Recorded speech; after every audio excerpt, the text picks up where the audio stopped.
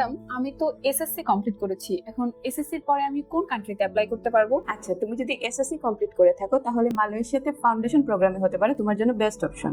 আচ্ছা madam, foundation প্রোগ্রামটা আসলে কি? এই বিষয়ে আমাকে একটু বিস্তারিত বলবেন?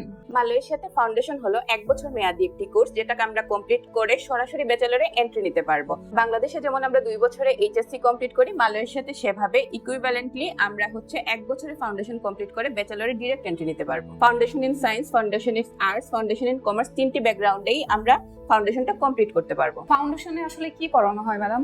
মালয়েশিয়াতে ফাউন্ডেশনে আসলে সব সাবজেক্টই পড়ানো হয়। যেমন তুমি যদি ফাউন্ডেশন সায়েন্সে পড়তে চাও তাহলে তোমাকে ফিজিক্স, কেমিস্ট্রি, বায়োলজি সব সাবজেক্টেরই সংক্ষিপ্ত আকারে পড়ানো হবে।